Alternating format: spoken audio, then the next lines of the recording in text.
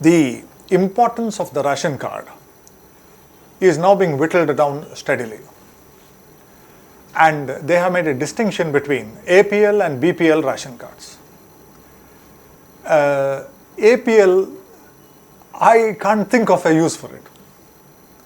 BPL, once again, when you get something on a subsidy, it may be useful for such people. But I think this whole ration card business for the poorer sections of society who require some sort of aid is going to be slowly replaced by the Aadhaar platform. So already we have a much diminished value to the ration card, and I think that is further going to diminish. Like yes, but right now also above the poverty line people, I don't know. I know where all my important are, but if you ask me where my ration card is, I wouldn't know, and there has not been a need for it. Making two wills, won't it create confusion? Not at all. Which takes precedence? No. Both stand independently. It's once again how the recitals. I am a US citizen. I am a person of Indian origin. Okay? I reside in the US, but I have got substantial assets in India.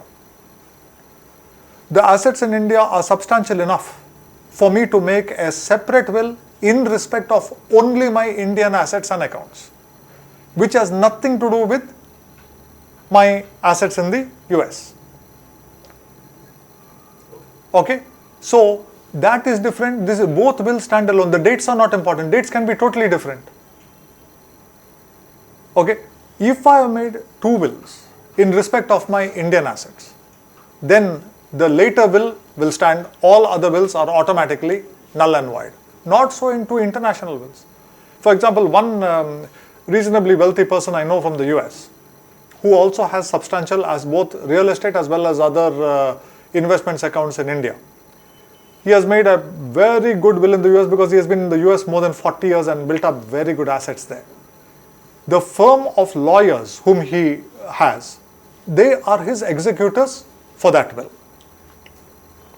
Okay, and it's very clearly told, even a copy of the Indian will is with them.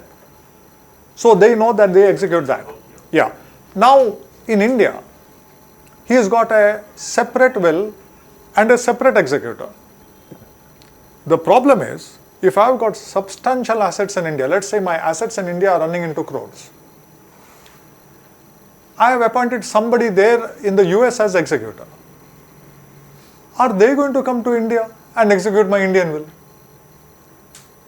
Some lawyers may take the trouble or try to appoint some other lawyers and come to, but expenses are not. Whereas if somebody in India in the know of things undertakes it or is willing, it's good.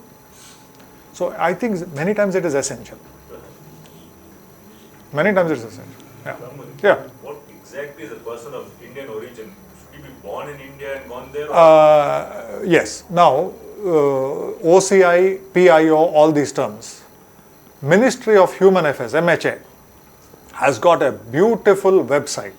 Okay, just type overseas citizen of India in Google. You don't have to type anything else. Overseas citizen of India, and I think the first link will be of the ministry. It will be like mha.nic.in or something like that. It is not long. It is a very short, and it's all the FAQs and all that are there. A government website giving very good information and very well presented. Okay, who qualifies as a PIO? Either you have to be born in India or your parents have to be born in India and have to hold some Indian passports. There is a definition. There's a definition, and there you'll also find even if a PIO has married a totally foreign national, totally foreign, like let's say somebody has married a German, the spouse also can get an OCI card. Even that is there. So all those things the children can get. So with all the definitions, this is just information, and today information is everywhere. But go to the MHA website because it's so beautifully given.